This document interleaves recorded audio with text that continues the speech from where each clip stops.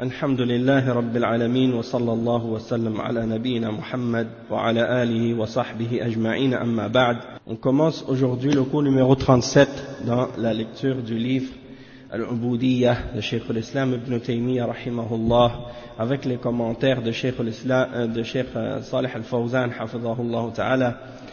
Et on est arrivé à l'explication du verset dans lequel Allah subhanahu wa ta'ala il dit إن الصلاة تنهى عن الفحشاء والمنكر ولذكر الله أكبر. Le verset dans lequel Allah subhanahu wa ta'ala il dit dans Surat Al-Ankabut, le verset 45, la salat, certes la salat empêche la turpitude et les péchés et le mal, et le rappel d'Allah est plus grand. Donc on avait expliqué au dernier cours que on allait expliquer de quelle manière la salat nous écarte et nous éloigne du péché et des turpitudes,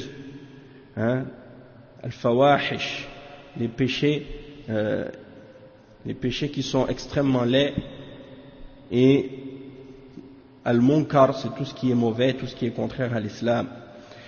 Donc Cheikh al-Fawzan il explique ce verset là maintenant, il dit وقال الله لنبيه صلى الله عليه وسلم وهذا أمر لجميع الأمة أتل ما أوحي إليك من الكتاب وأقم الصلاة ثم بين فائدة الصلاة فقال سبحانه وتعالى إن الصلاة تنهى عن الفحشاء والمنكر ولذكر الله أكبر والله يعلم ما تصنعون لأن المقصود من تلاوة الكتاب ليس الترنم باللفظ والتغني بالقرآن وتحسين الصوت والترتيل فهذه وسيلة أما الغاية فهي العبادة ولهذا قال وأقم الصلاة والصلاة أعظم أنواع العبادة لأنها تمتاز عن غيرها من العبادات بهاتين الميزتين. Donc le cheikh il explique, il dit que Allah subhanahu wa ta'ala il dit à son prophète, et l'ordre qui est donné au prophète ici, il est adressé à toute la Ummah en même temps. Et Allah subhanahu wa ta'ala dit donc dans ce verset 45 dans Surat Al-Ankabut, récite ce qui a été révélé sur toi du livre et établis la salat. Puis ensuite, il mentionne le bienfait qui découle de la salat. Et donc il dit, subhanahu wa ta'ala, certes, la salat éloigne de la turpitude, elle t'empêche de faire la turpitude et le mal et le péché. Et le rappel d'Allah est plus grand. Et Allah sait ce que vous faites. Et donc le cheikh explique que le but et l'objectif de la récitation du Coran, c'est pas uniquement de psalmodier les versets et de réciter le Coran avec une belle voix, et d'appliquer les règles du tartil, du tajwid. Ça c'est un moyen seulement. Mais l'objectif et le but de réciter le Coran, c'est d'établir l'adoration d'Allah. Et c'est pour ça que Allah subhanahu wa ta'ala il dit après, et établit la salat. Récite ce qui a été révélé sur toi du livre et établis la salat. Parce que la salat c'est une des plus importantes parmi les formes d'adoration. Parce qu'elle a parmi les formes d'adoration deux particularités qui la distinguent des autres formes d'adoration, et le cheikh il va les énumérer les deux, il va les expliquer. Il dit la première, al-oula kawnuha tanha anil fahsha'i wal munkar. فالصلاة تنهى عن الفحشاء والمنكر تنهى عن الفحشاء لأن الذي يلازم الصلاة وطاعة الله ومناجاة الله جل وعلا فإن صلاته تبعده عن الوقوع في الفحشاء وهي المعصية القبيحة والمنكر عموما فتجد المصلين يمتازون على غيرهم بالاستقامة والمحافظة على الدين لأن الصلاة تورث في قلوبهم خشية الله سبحانه وتعالى ومحبته وأما من أضاع الصلاة فإنه يضيع وتضيع نفسه ويكون مع هواه فالصلاة تنهى عن الفحشاء والمنكر وهذه فائدة عظيمة ولهذا أوجبها الله 5 مرات في اليوم والليلة. Le cheikh explique, il dit, la première des caractéristiques et des particularités de la salat, c'est qu'elle t'éloigne et t'interdit, ou elle t'empêche de faire les turpitudes et le mal et le péché. Donc, la salat, elle t'empêche les péchés et les turpitudes. Pourquoi? Parce que la personne qui continue et qui prie régulièrement et qui prie constamment et de manière assidue, hein, et qui obéit à Allah et qui implore son Seigneur, subhanahu wa ta'ala, hein, eh bien sa prière, sa salat, elle va l'éloigner de tomber dans certains péchés, certaines turpitudes et les péchés qui sont laids et les mauvaises choses de façon générale. C'est normal. Parce que la prière du musulman, elle revient pendant la journée 5 fois. Et donc, d'une prière à l'autre, le croyant, il n'a pas le temps de penser à faire des turpitudes, à faire des péchés. Hein? Et même si parfois il aurait la tentation et que sa foi serait faible et qu'il aurait envie de succomber à ses désirs et de tomber dans la turpitude, eh bien, il n'a pas le temps. Parce qu'il sait que dans quelque temps, une prière va approcher et que s'il tombe dans cette turpitude, il ne pourra pas faire sa prochaine prière à temps. Hein? Et donc, il est obligé dans ce cas-là de s'écarter de la turpitude, de s'écarter de ce péché-là. Hein? Et ça, c'est une des côtés et des aspects bénéfiques de la salat. Celui, par exemple, qui dit « Ah, je vais boire de l'alcool maintenant. » Hein? Il fait sa prière, il dit « Ah, maintenant, je viens de terminer ma prière, je vais boire de l'alcool. » Mais il réfléchit, il dit « Non, mais si je bois de l'alcool maintenant, je vais être ivre.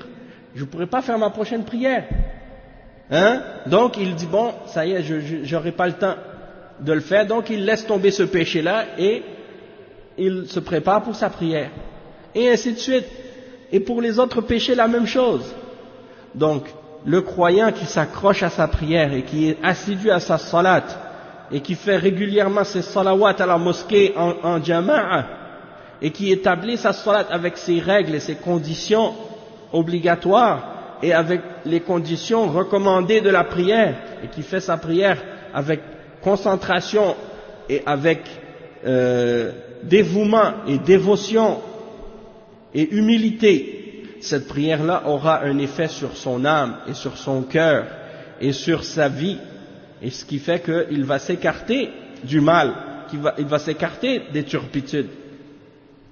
Et donc le cheikh il dit, donc tu vois que les gens qui font la salat, ils ont en particulier ce sont des gens qui ont la particularité du fait qu'ils sont fermes sur leur religion. Les gens qui s'accrochent à la salat et qui sont assidus à leur salat et qui font leur salat dans le temps, hein, et qui font des efforts pour la faire à l'heure et respecter les conditions de la salat, tu vois qu'ils ont en eux une certaine fermeté dans la piété, dans la religion, et ils se mettent sur la droiture du chemin, hein, et ils sont plus sérieux dans leur religion. Pourquoi? Parce que la salat a fait entrer dans leur cœur une crainte d'Allah et un amour d'Allah. Tandis que celui qui néglige sa salat et qui n'est pas assidu dans sa salat, eh bien tu vois qu'il la délaisse, hein, il l'abandonne, il perd son âme en même temps, et il va suivre sa passion plus facilement. Hein, tandis que la salat, elle t'écarte des turpitudes et du mal de façon générale, et ça c'est un des grands bienfaits de la salat. Et c'est pour cette raison que Allah subhanahu wa ta'ala, il a ordonné la salat à 5 moments durant la journée et pendant la nuit, exprès pour que le croyant reste constamment, hein, dans la piété, dans le bien, et s'écarte constamment des turpitudes. Tandis que celui qui s'écarte de la prière, il n'y a rien qui l'empêche de tomber dans les turpitudes et dans les péchés. Il suit sa passion. Hein? Et donc le cheikh il dit والفائدة الثانية في الصلاة ذكر الله لأنها تشتمل على الذكر بالقول وبالفعل فالصلاة كلها ذكر لله عز وجل والذكر يحيي القلب وينيره فالعبد الذي يحافظ على هذه الصلوات الخمس مع الجماعة يجد هذه الفوائد العظيمة أما من يضيع الصلاة فإنه يفقد هذه المزايا ولهذا قال جل وعلا فخلف من بعدهم خلف أضاعوا الصلاة واتبعوا الشهوات فسوف يلقون غيا فالذي يضيع الصلاة ويتبع شهوات نفسه ويتبع هواه فأما الذي يحافظ على الصلاة فإنها تحجبه عن الشهوات المحرمة وعن الهوى ولذكر الله أكبر أي أكبر من النهي عن الفحشاء فذكر الله أكبر من كل شيء فالصلاة فيها الذكر لله عز وجل والذكر يحيي القلب وينيره ويحببه إلى ربه سبحانه وتعالى له فدل على أن الصلاة تكون مربية للعبد على الخير ومانعة له من الشر ومانعة له من الفحشاء والمنكر ومربية له على ذكر الله عز وجل والرغبة إليه والإقبال على الله جل وعلا. Donc le cheikh dit la deuxième particularité de la salat et le deuxième bienfait de la salat, c'est que c'est un rappel d'Allah. C'est un rappel d'Allah et il contient le rappel d'Allah par la parole et par les actions. Donc la salat, c'est un rappel d'Allah. Toute la salat en entier est un rappel d'Allah, est un dhikr. Et donc le dhikr, le rappel d'Allah, c'est quelque chose qui fait revivre le cœur et qui illumine le cœur. Et le serviteur, il préserve ses prières, il est assidu dans ses 5 salawats avec la jama'a et par conséquent, il ressent de ça et il retire de ça des grands bienfaits. Tandis que celui qui néglige sa salat et qui n'est pas assidu dans sa salat, eh bien, il perd cette particularité-là. Il perd cette particularité-là, et c'est pour ça que Allah subhanahu wa ta'ala dit dans le verset 59 dans sourate Maryam, فَخَلَفَ مِن بَعْدِهِمْ خَلْفٌ أَضَاعُوا الصَّلَاةَ وَاتَّبَعُوا الشَّهَوَاتِ فَسَوْفَ يَلْقَوْنَ غَيًّا. C'est-à-dire que ceux qui sont venus après ont délaissé la salat, ont négligé leur salat et ont suivi leur passion. C'est comme si Allah subhanahu wa ta'ala dit dans le verset que si tu délaisses ta salat et tu négliges ta salat, la conséquence c'est que tu vas suivre ta passion. Et tandis que si tu préserves ta salat et que tu es assidu à ta salat, tu vas être éloigné de al-fahsha ou al-munkar, des turpitudes et du mal. Donc on voit la conséquence de s'accrocher à la salat et la conséquence de s'écarter de la salat.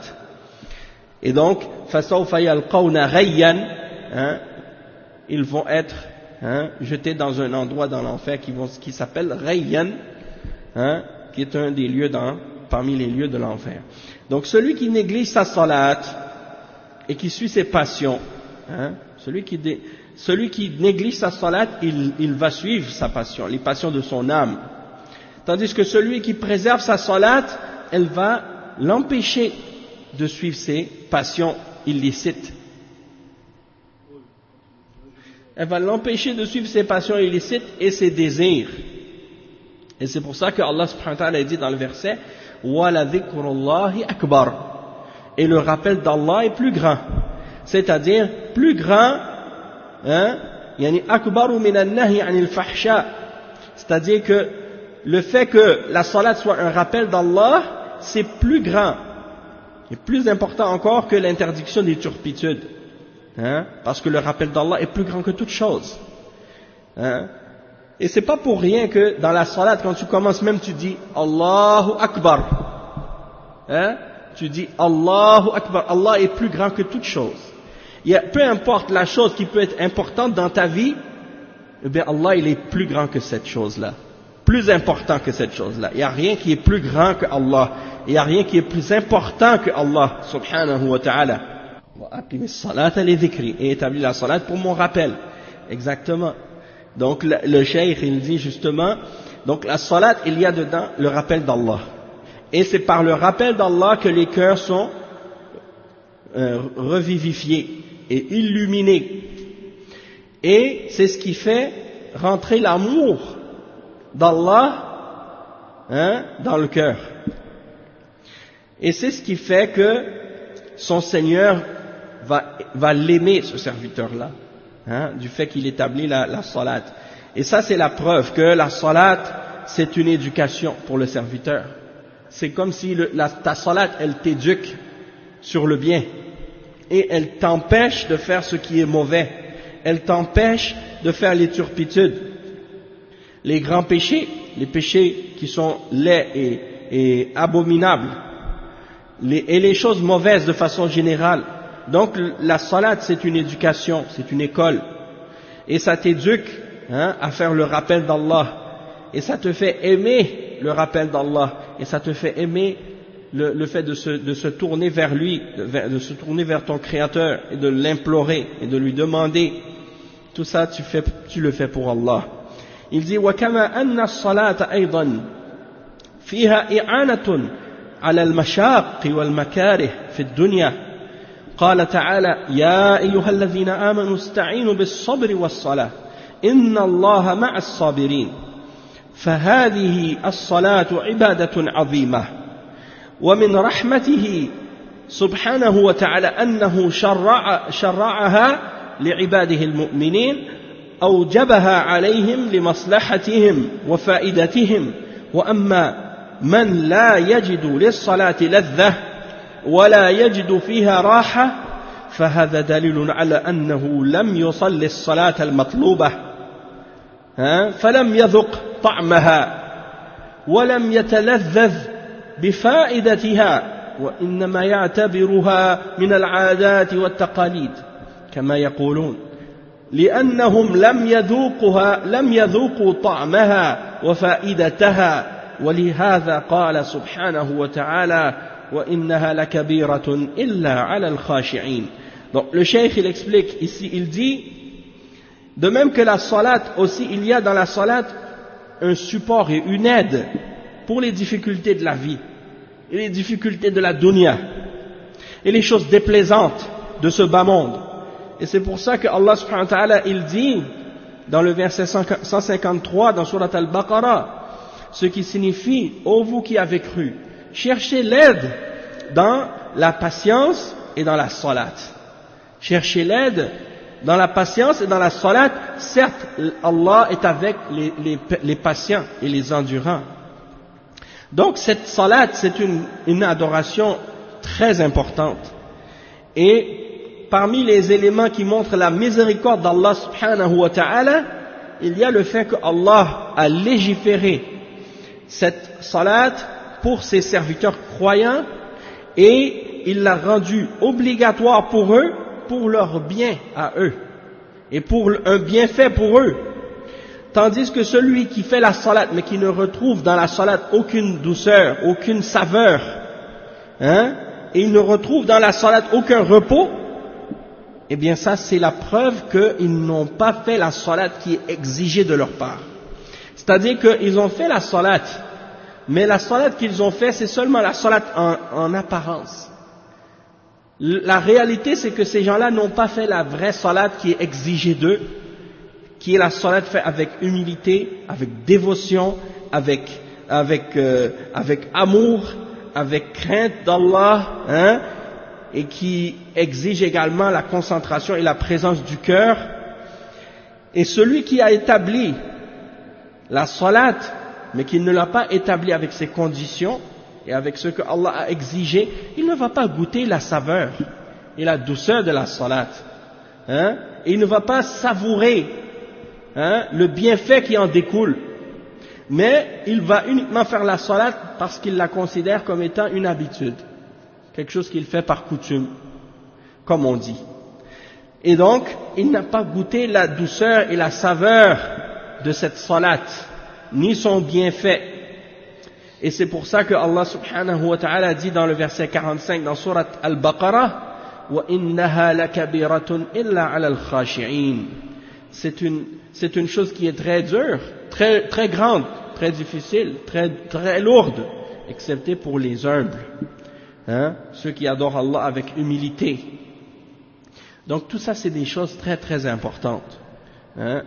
Donc on voit la différence ici de la salat de celui qui est conscient que Allah l'a créé dans le but d'établir son adoration, et celui qui fait la salat uniquement par coutume et par habitude, et qui fait, hein, les gestes uniquement machinalement, hein, sans que son cœur soit présent dans cette salat. On rit mais c'est pas drôle, hein, parce que franchement, si on est dans cet état-là, hein, il faut demander l'aide d'Allah. Celui qui est dans cette situation-là, il doit demander l'aide d'Allah. Et c'est pour ça que Allah subhanahu wa ta'ala même il dit Iyyaka na'budu wa iyyaka nasta'in. C'est toi seul que nous adorons et c'est à toi seul que nous demandons de l'aide. Donc celui qui n'a pas encore dans sa vie goûté à la douceur de la salat, goûté à la saveur de l'adoration, qu'il demande à Allah de lui donner cette grâce, de lui donner cette bénédiction de pouvoir savourer, hein, la douceur de l'adoration, parce qu'il n'y a pas de douceur et de saveur plus délicieuse dans ce monde que cette douceur-là et que ce bienfait-là.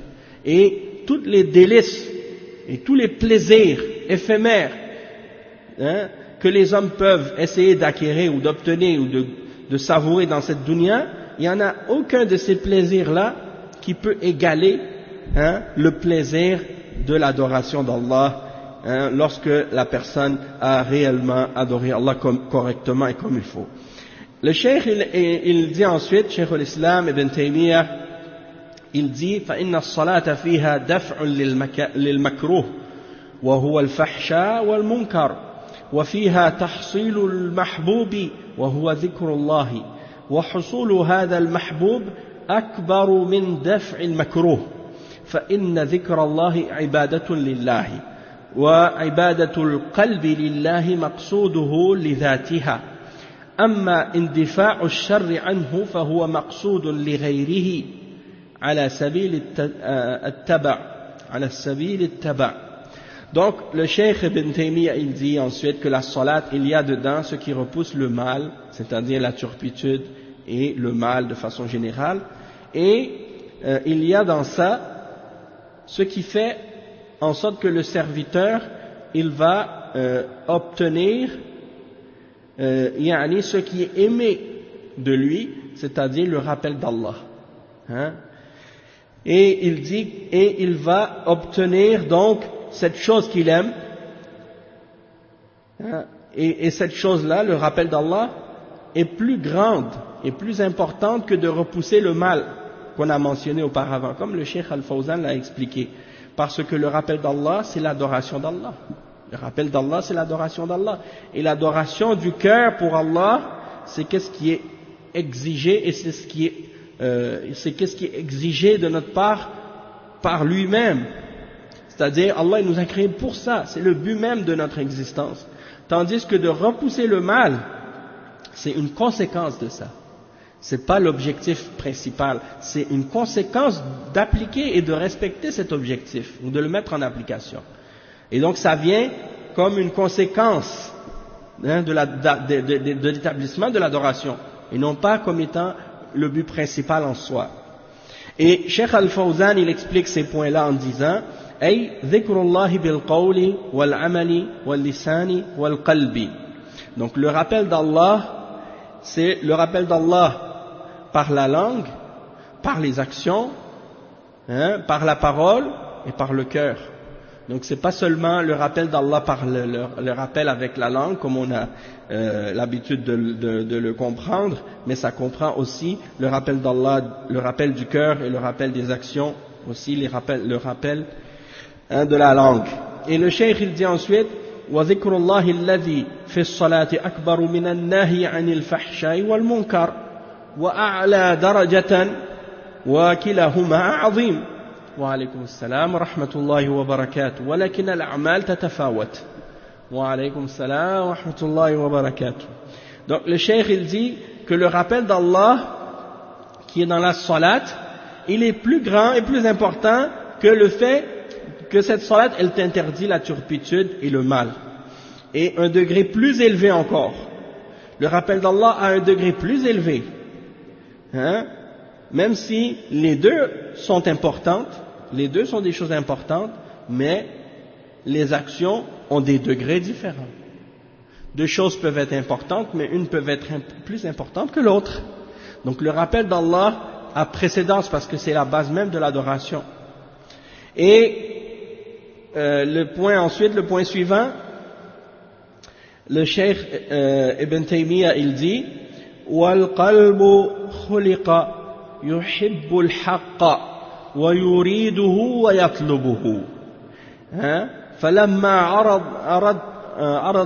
فلما عرضت له إرادة الشر طلب دفع ذلك فإنه يفسد القلب كما يفسد الزرع بما ينبت فيه من الدغل ولهذا قال تعالى قد أفلح من زكاها وقد خاب من دساها وقال تعالى قد أفلح من تزكى وذكر اسم ربه فصلى وقال تعالى قل للمؤمنين يغضوا من أبصارهم ويحفظوا فروجهم ذلك أزكى لهم وقال ولولا فضل الله عليكم ورحمته ما زكى منكم من أحد أبدا فجعل سبحانه غض البصر وحفظ الفرج هو أزكى للنفوس وبين أن ترك الفواحش من زكاة النفوس وزكاة النفوس تتضمن زوال جميع الشرور من الفواحش والظلم والشرك والكذب وغير ذلك. Donc le cheikh il explique, il dit, Ibn Taymiyyah, Cheikh l'Islam, Ibn Taymiyyah rahimahullah, il dit que le cœur il a été créé de façon à ce qu'il aime la vérité, qu'il la veuille et qu'il la recherche. Ça c'est dans tous les cœurs, de tous les êtres humains, sans exception. Il aime l'être humain dans son cœur, au fond de son cœur, il aime la vérité. Il veut la vérité, il cherche la vérité. Et Cheikh Al-Fawzan il explique ce point-là, il dit Al-aslu anna al-qalb mafturun ala mahabbatillahi wa ibadatihi wa hadha huwa al-asl wa innama yakunu al-inhirafu li sababin arid. Donc il dit à la base c'est que le cœur il est dans sa nature créé pour aimer Allah. Parce que Allah c'est al-haq, Allah c'est la vérité. Donc il est créé pour aimer Allah et pour son adoration. Ça c'est à la base. Mais il va se détourner, il va se détourner de cela uniquement pour une cause qui vient s'interposer à cette origine-là ou à cette base-là. Et il va mentionner des causes de déviation du cœur de cette origine ou de cette base. Naam. Le cœur est le roi. Oui. Le cœur est le roi des membres. Naam. Là, le cheikh, il explique ce point-là. Il va élaborer là-dessus. Il dit, أما التربية إما التربية السيئة التربية السيئة كما قال صلى الله عليه وسلم كل مولود يولد على الفطرة فأبواه يهودانه أو ينصرانه أو يمجسانه فالتربية السيئة تفسد الفطرة وإما أن يتبع الشهوات والرغبات النفسية فذلك بسبب التربية السيئة فتنحرف به عن الفطرة التي فطر عليها فلذلك يجب عليه تجنب الفتن الشهوانية والفتن الشبهاتية وتجنيب الأطفال منها لأنها تفسد الفطرة عندهم وتفسد القلب. Donc le cheikh dit, parmi les choses qui fait détourner et dévier le cœur de cette origine de la fitra chez l'homme, du fait que dans la fitra son cœur, il est créé pour aimer Allah et pour l'adorer. Ça c'est l'origine, c'est la base. Il dit, mais il y a des choses qui peuvent dévier le cœur, ou faire dévier le cœur de cette origine-là et de cette base-là, et parmi ces choses-là, il y a les choses suivantes. Donc il dit, premièrement, la mauvaise éducation. La mauvaise éducation des enfants, ça c'est grave. Et donc le cheikh, il dit, comme le prophète sallallahu alayhi wa sallam a dit, tout enfant, il est né sur la fitra. Il est né sur cette nature saine et pure du tawhid et de l'adoration d'Allah et de l'amour de son créateur. Mais ce sont ses parents qui vont faire de lui un juif, ou qui vont faire de lui un chrétien, ou qui vont faire de lui un majous, ou qui vont faire de lui un athée, ou qui vont faire de lui un bouddhiste, ou un hindou, ou un chiite, ou un égaré parmi les autres groupes d'égarements qui ont dévié du tawhid et de la foi et de la fitra. Donc la mauvaise éducation, elle corrompt la fitra. Et le cheikh il dit que soit cette personne, elle va suivre ses passions et ses désirs, les désirs de son âme, et ça c'est à cause de la mauvaise éducation qu'il a reçue, et donc à cause de cette mauvaise éducation, eh bien il va dévier de sa nature saine sur laquelle Allah l'avait créé, et c'est pour cette raison-là qu'il est obligatoire de s'écarter des causes de tentation dans les désirs et des causes de tentation et des causes de tentation dans les ambiguïtés et des choses qui donnent des doutes dans l'âme à propos de la foi. Donc d'écarter les enfants de ces choses-là, de ces deux sources d'égarement, les égarements dans les tentations illicites et les égarements dans les ambiguïtés et les doutes dans la croyance, parce que ce sont des choses qui corrompent la nature saine de l'homme et qui corrompent son cœur. Et Cheikh Al-Fawzan il dit, ensuite il continue, il dit فالموفق من يدفع هذه العوارض التي قد تعرض امتحانا وابتلاء ولكن الموفق يدفعها بالعبادة وطاعة الله عز وجل. Donc la personne à qui Allah a donné le succès, c'est celui qui repousse ces choses qui se présentent à lui et qui viennent essayer de le faire dévier dans sa fitra et dans son cœur, et qui se présentent à lui comme des épreuves et comme des tests. Mais la personne à qui Allah a donné le succès, elle va repousser ces ambiguïtés-là et ces doutes-là et ces tentations-là par l'adoration et par l'obéissance d'Allah subhanahu wa ta'ala. Ensuite, Cheikh al-Islam ibn Taymiyyah il dit, et c'est pour ça que lorsque lui vient le désir ou la volonté de faire quelque chose de mal, il le repousse, il repousse ce mal, parce que il sait que cela va corrompre son cœur, de la même manière que les choses qui viennent corrompre la récolte lorsqu'on cultive des choses, des légumes ou des grains ou des choses comme ça. Il y a des fois il y a des maladies ou il y a des choses qui viennent corrompre la récolte. Eh bien la même chose avec ces tentations et ces désirs du mal qui viennent corrompre le cœur.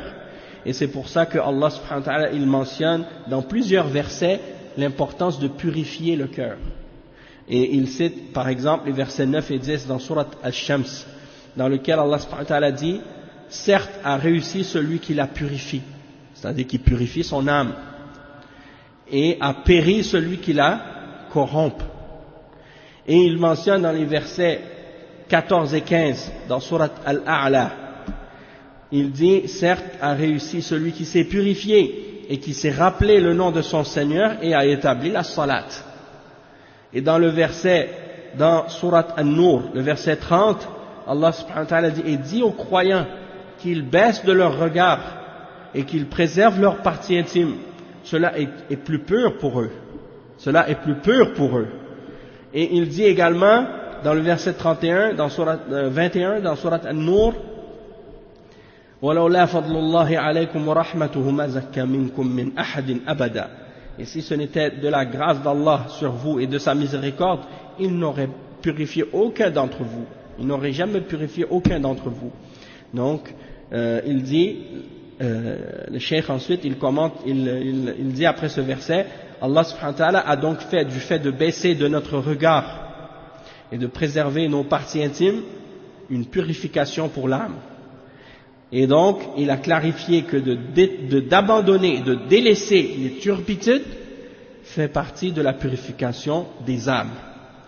Et que de purifier les âmes comprend d'éloigner et d'éliminer toutes les choses qui sont mauvaises. Et parmi les turpitudes, l'injustice, le shirk, le mensonge et autres. Donc tu veux purifier ton âme, écarte-toi de ce qui est haram. Écarte-toi des turpitudes, écarte-toi des péchés, écarte-toi de l'injustice, écarte-toi du shirk, écarte-toi du kufr, écarte-toi des bid'a, et tout ce qui est mauvais.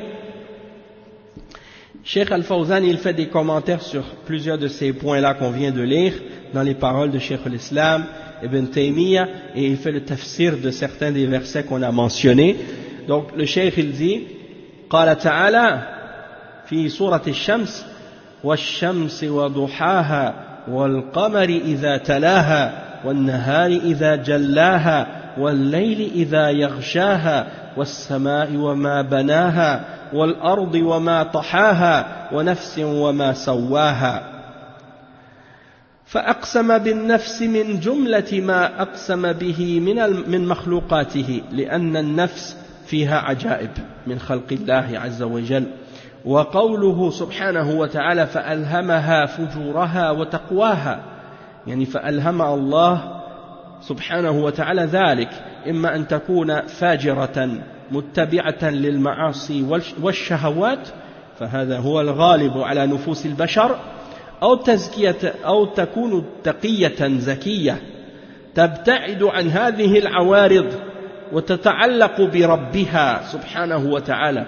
ثم قال جل وعلا قد أفلح من زكاها أي من زكى نفسه يعني طهرها وكملها ورفعها بطاعة الله سبحانه وتعالى وقد خاب من دساها أي دسها بالمعاصي والذنوب ودنسها ودسها في التراب بدل أن يرفعها بالعبادة فالإنسان هو الذي يضع نفسه إما في موضع الردى وإما في موضع الهدى فالإنسان حيث وضع نفسه قال الشاعر وما المرء إلا حيث يجعل نفسه فكن طالبا في النفس أعلى المراتب Subhanallah. Donc ça c'est une leçon pour l'âme, parce que l'être humain, il a besoin de purifier son âme. Il a besoin de purifier son âme, il a besoin d'être dans l'adoration d'Allah, il a besoin de la vérité, il a besoin de son Créateur. Et donc le cheikh il explique le verset dans Surat Al-Shams, on va lire ensemble le tafsir. Naam.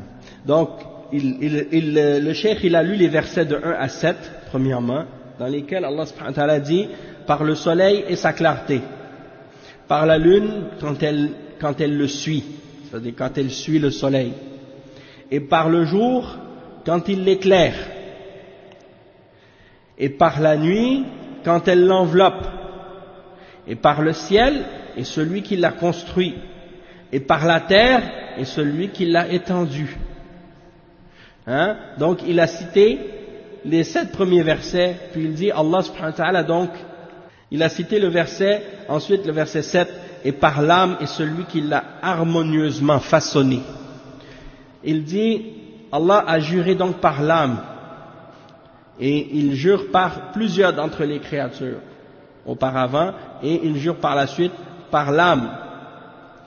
Et il dit parce que l'âme est une des créatures les plus étonnantes parmi les créatures d'Allah. Et il dit ensuite, le verset 8, ce qui signifie et il lui a alors inspiré son immoralité, ou bien sa perversité, de même que sa piété. Il lui a inspiré son immoralité ou sa perversité, de même que sa piété. Et le cheikh, il dit, Allah subhanahu wa ta'ala, il a donc inspiré cela. Soit que l'âme, elle sera perverse, une âme qui suit ses passions et qui suit les péchés. Et ça, c'est la grande majorité des âmes, des êtres humains.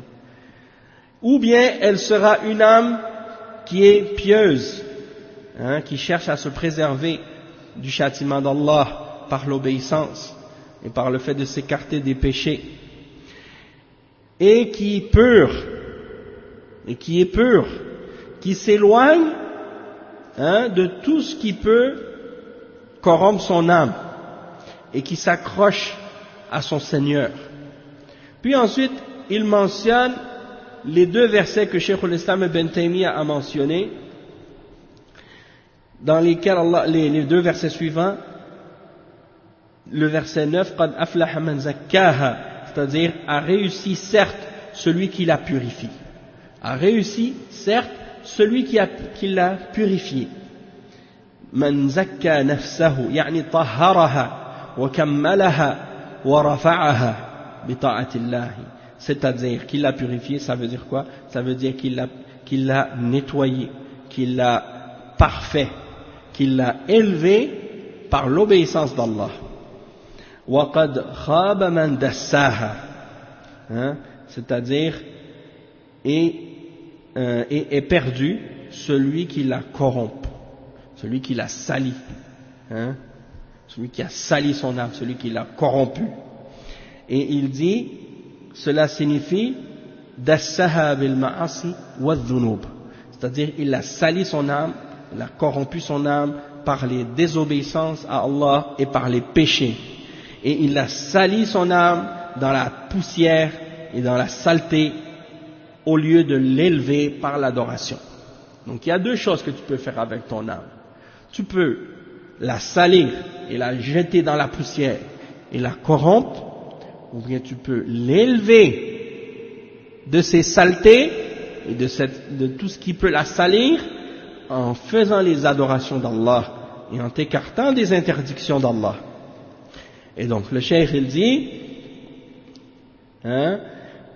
donc celui qui a corrompu son âme, qui l'a sali en la jetant dans la poussière, en la roulant dans la saleté, au lieu de l'élever par l'adoration d'Allah. C'est comme il y a des animaux, par exemple, il y a des animaux, ils aiment que la saleté. Le porc, c'est un exemple de ça.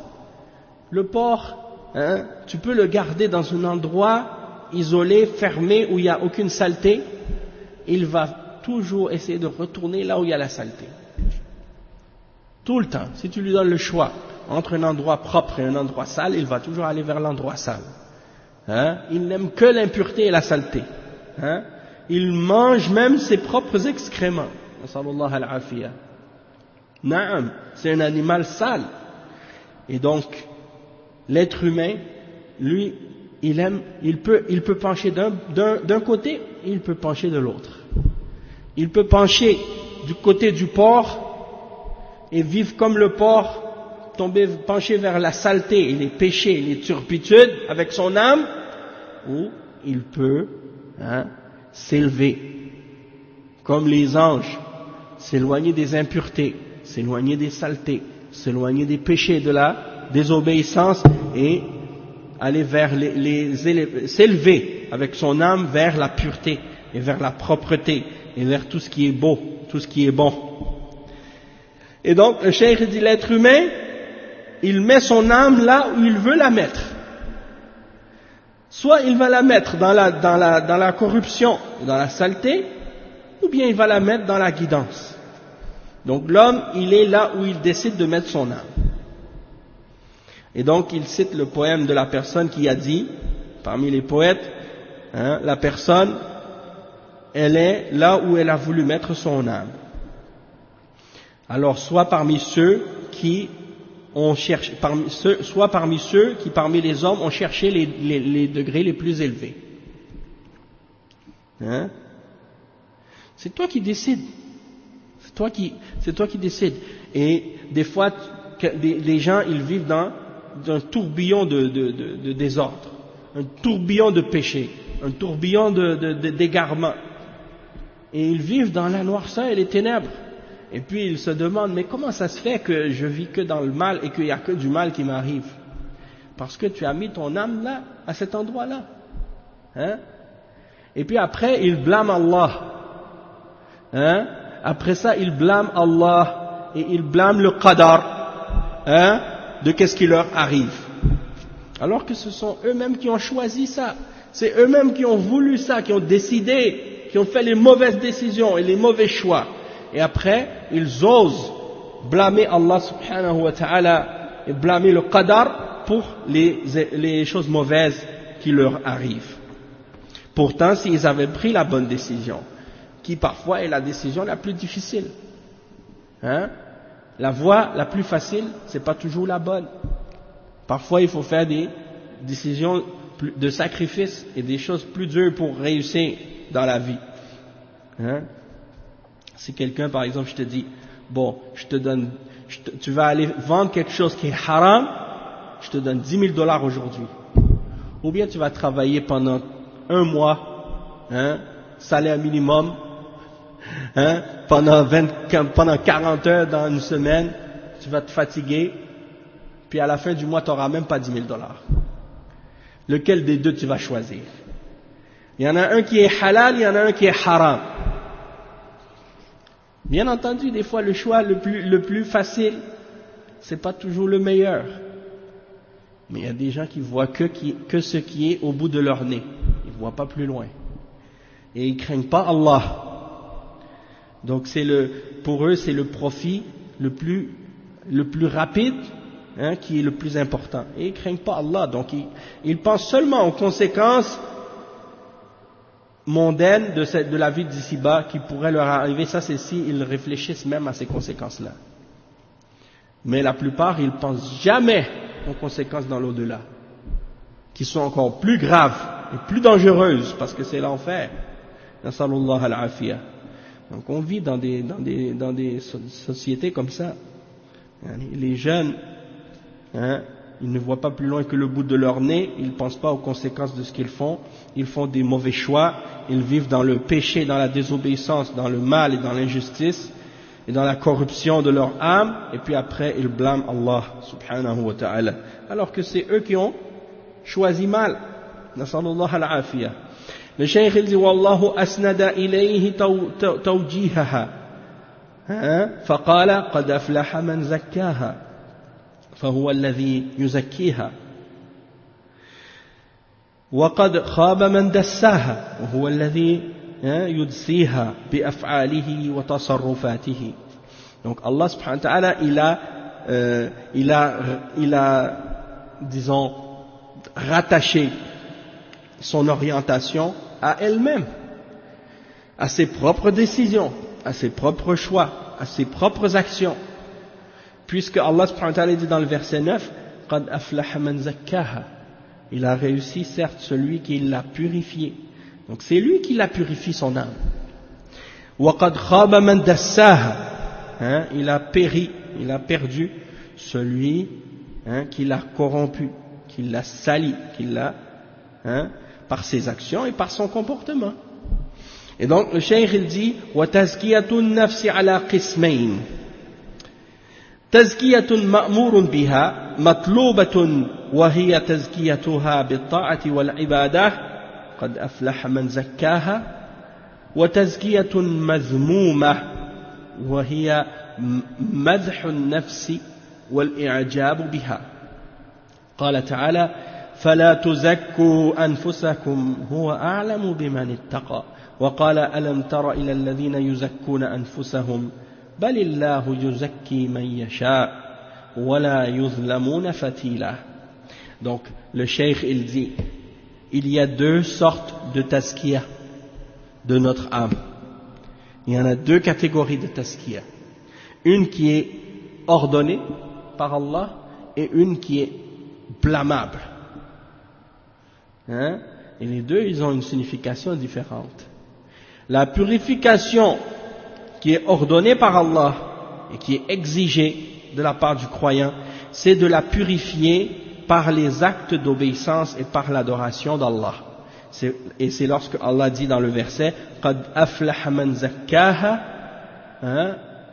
Qad aflaha man zakkaha, et dans l'autre verset Qad aflaha man tazakka wa dhakara isma rabbih fa salla. Donc ça c'est la purification qui est ordonnée et qui est exigée de la part du Créateur, c'est qu'il purifie son âme par les actes d'obéissance, par l'adoration. Ça c'est obligatoire. Non, les deux c'est deux sourates différentes. Ça se ressemble. Une c'est surat al-Shams et l'autre c'est surat al-A'la. Ok. Et il dit, dans l'autre catégorie de tazkiya qui est blâmable, c'est la personne qui se purifie elle-même, dans le sens qu'elle se glorifie elle-même et qu'elle est éblouie elle-même de de ses propres choses, de ses propres œuvres. Donc c'est comme si elle se vante. Quelqu'un qui se vante de sa propre piété, de ses bonnes œuvres et de ses bonnes actions, et qui est ébloui par elle-même, ça c'est blâmable. Et c'est pour ça que Allah subhanahu wa ta'ala, il dit dans le verset 32 dans Surat An-Najm, فَلَا تُزَكُّوا أَنفُسَكُمْ, ne vous vantez pas vous-même, ne vous purifiez pas vous-même de votre piété. هُوَ أَعْلَمُ بِمَنِ اتَّقَى, lui, c'est-à-dire Allah subhanahu wa ta'ala, c'est lui qui sait mieux qui est pieux, qui a la crainte, qui s'est préservé de son châtiment par les bonnes œuvres qu'il a fait et par le fait de s'être écarté de son châtiment. C'est lui qui connaît la personne qui a la taqwa. Donc ça sert à rien de te vanter toi-même, de te purifier toi-même. Et dans l'autre verset, le verset 49 dans Surat An-Nisa, n'as-tu pas vu ceux qui se purifient eux-mêmes? Mais c'est Allah qui purifie qui il veut, et ils ne seront lésés en rien. Et ici tu vois que Allah subhanahu wa ta'ala, encore une fois, il critique ceux qui se purifient eux-mêmes. Dans le sens, pas qu'ils se sont purifiés en faisant des bonnes œuvres et en faisant, en obéissant à Allah. Non, c'est pas de ce sens-là. La purification ici, ça veut dire dans le sens que la personne, elle se vante elle-même. Elle pense que elle est éblouie, elle est contente d'elle-même parce que elle s'est purifiée, elle a fait des bonnes œuvres, puis elle se vante de ça aux autres. Comme si, ça y est, moi je suis pieux, je suis bon, a'udhu billah. Donc ça, c'est pas correct. Le croyant, il doit jamais se vanter de ses œuvres et être fier de ses œuvres. Il doit au contraire être humble et être modeste et craindre que ses actions ne soient pas acceptées d'Allah, même s'il fait des bonnes œuvres. C'est-à-dire, Allah subhanahu wa ta'ala, des fois, il peut mentionner dans certains versets des caractéristiques des gens du livre, ou des mushrikines, ou des kuffars, mais le premier objectif qui est voulu par le fait d'avoir mentionné ces caractéristiques-là, c'est en premier pour que nous on prenne une leçon de ces caractéristiques-là chez les gens du livre, pour qu'on ne développe pas les mêmes défauts et les mêmes problèmes que eux. Donc le but des versets dans lesquels Allah subhanahu wa ta'ala mentionne les égarements des gens du livre, c'est pas pour uniquement dénigrer les gens du livre et les rabaisser, c'est pour que nous on ne devienne pas comme eux. Parce que justement les gens du livre se sont égarés parce qu'ils ont développé ces caractéristiques-là, et que nous, si on les imite et qu'on les suit, eh bien on va devenir comme eux. Et donc c'est dans le but que Allah nous préserve, justement, il nous dit ça pour qu'on soit préservé de ne pas tomber dans les égarements dans lesquels eux-mêmes sont tombés.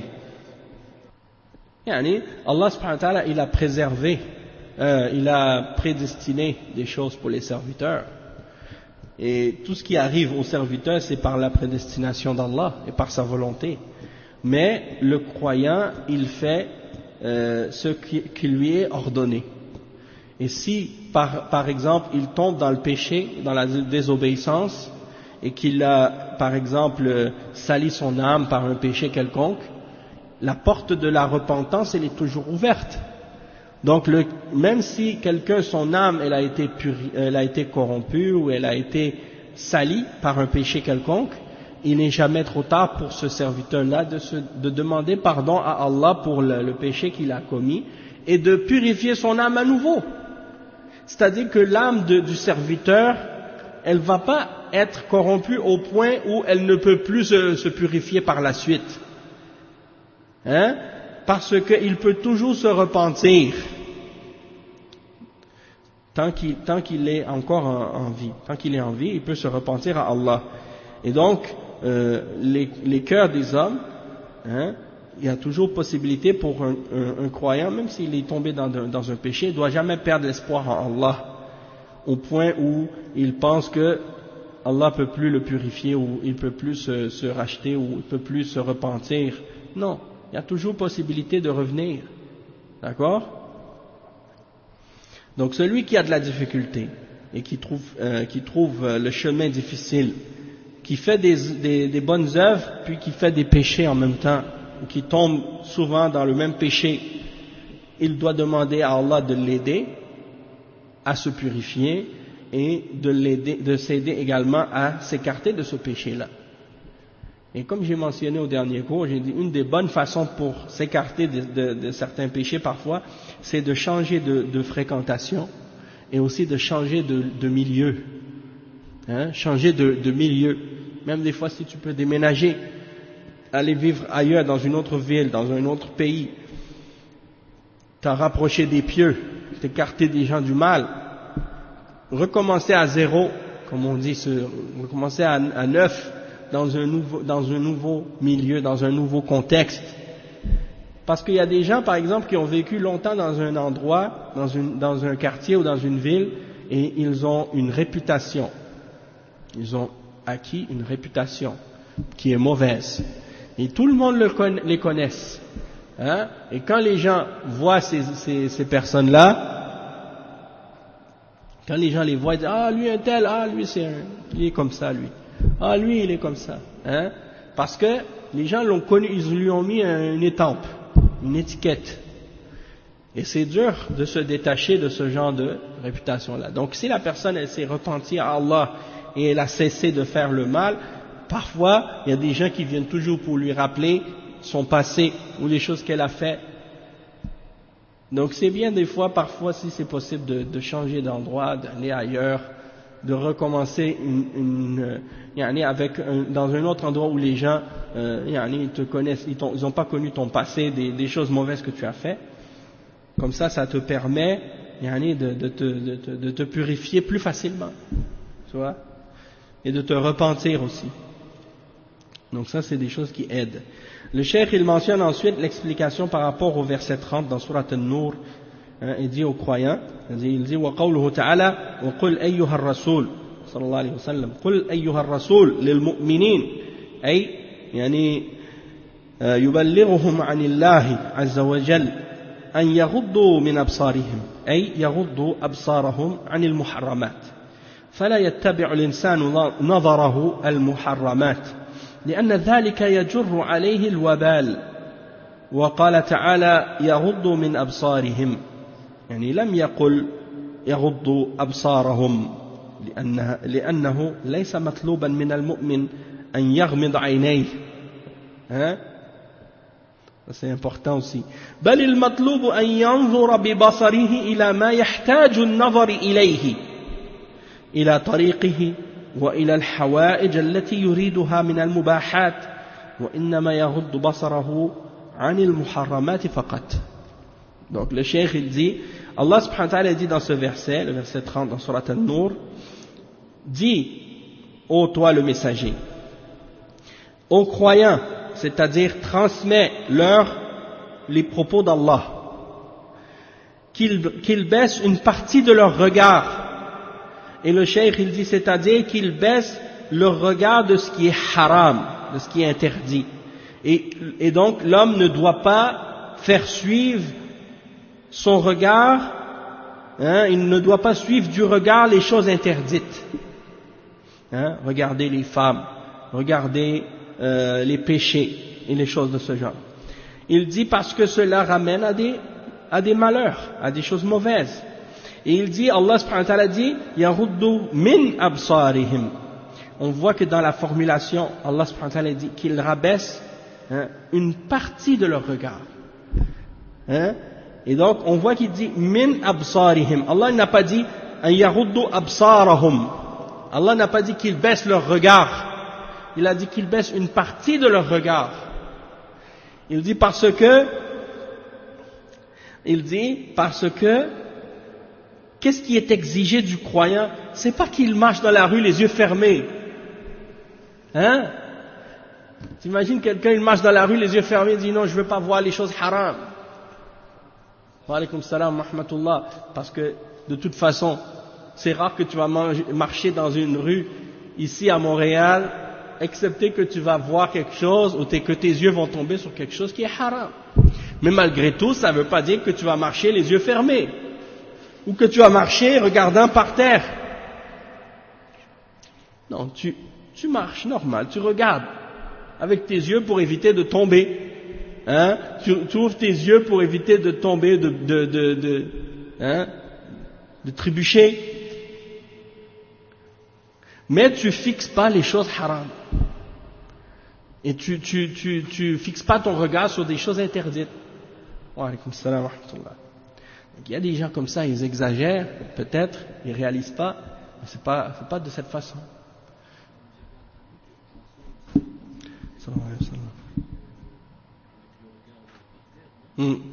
Non, c'est une chose de baisser une partie de ton regard, mais ça dépend aussi, comme le cheikh il dit, qu'est-ce qui est exigé du croyant, c'est qu'il regarde avec ses yeux, qu'il regarde avec ses yeux ce qu'il a besoin de voir. Quand tu marches, tu regardes les choses que tu as besoin de voir. Il dit, tu as besoin de voir ton chemin, tu as besoin de regarder les choses qui sont permises parmi les choses de bien. Une fois, il y a quelqu'un qui disait, j'aimerais ça que Allah il me rende aveugle, comme ça je ne vais pas voir les choses haram. Et il y a un frère qui lui a répondu, un cheikh qui lui a répondu, il a dit non, dis pas ça. Parce que dans ce cas-là, ça veut dire que tu ne vas pas pouvoir adorer Allah en regardant les choses bonnes, les choses bénéfiques. Donc il ne faut pas exagérer non plus, tomber dans l'extrémisme.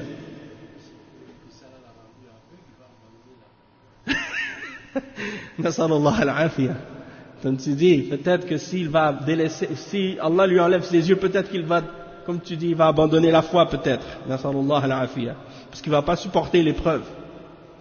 Nasallallahu al-afiyah.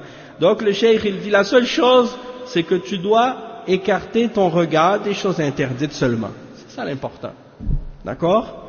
On va s'arrêter ici pour aujourd'hui et on continuera demain, bi'idhnillah, avec un autre cours. La semaine prochaine, on reviendra avec la suite de ce sujet qu'on a expliqué aujourd'hui, Inch'Allah, qui est un sujet très important, la purification de l'âme. Et on en parlera donc plus en détail au prochain cours, Inch'Allah. Subhanakallahumma bihamdika ashhadu an la ilaha illa ant astaghfiruka wa atubu ilayk wa sallallahu wa sallam ala nabiyyina Muhammad wa ala alihi wa sahbihi ajma'in. Wassalamu alaikum wa rahmatullahi wa barakatuh.